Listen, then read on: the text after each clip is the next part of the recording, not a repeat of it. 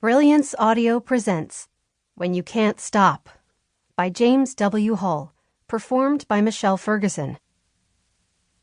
Gerda watched the tall American leave the vegetable market with her net bag half full. As usual, the woman was oblivious, doing no counter-surveillance, no backward glances or sidelong looks, no sudden stops, no switching back against the flow. Dim-witted woman, heedless of Gerda, her icy shadow. Gerda followed on the sidewalk across the avenue, a half-block back. The woman, Harper McDaniel, was doing her daily food shopping, venturing to the same 4 shops as yesterday. After shopping, she would return to her hotel. Almost a month in this city, and every day was the same routine. The American was a slow walker.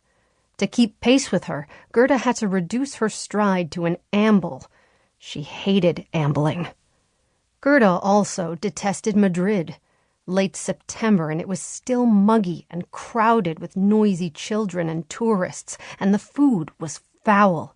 She would be relieved when the woman departed the city, headed off to wherever it was she was going next. The McDaniel woman stopped at a fruit stand to buy more oranges, or perhaps a single banana, which she fancied now and then.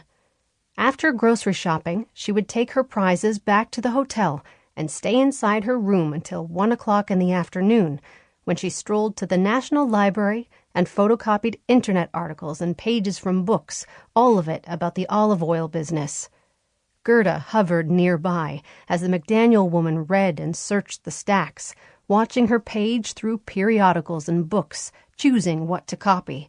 Around 5, the woman carted her papers back to the hotel and stayed in her room all night, where she dined alone. No pleasure, no friends. Hotel to markets, hotel to library, back to hotel. In the weeks Gerda had been tailing her, the woman's limp had improved.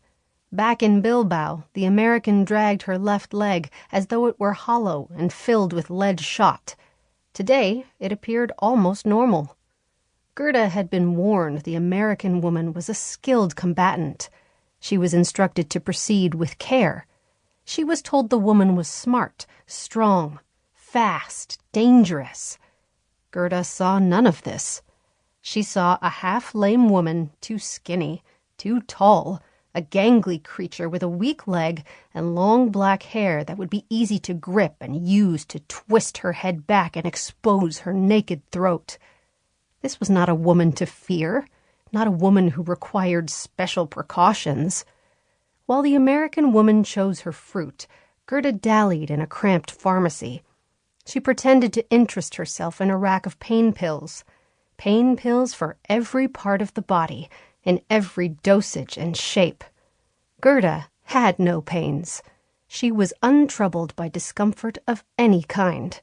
She was fit and strong, a perfect anatomical specimen, as the newspapers had described her after her triumph at the Olympic decathlon. She'd won a silver medal for her homeland, while the gold went to a Russian steroid junkie, Betruger, cheater. Even today, these 3 years later, Gerda remained superbly fit. She was 5'9", still exactly 67.5 kilograms, or 149 pounds of ripped, perfectly proportioned musculature.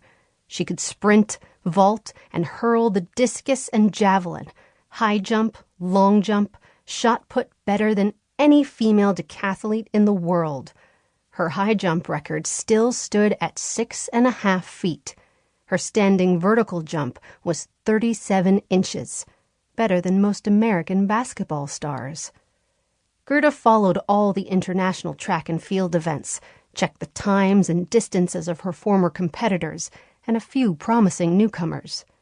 No one matched her performance records, no one even close. Still at her peak.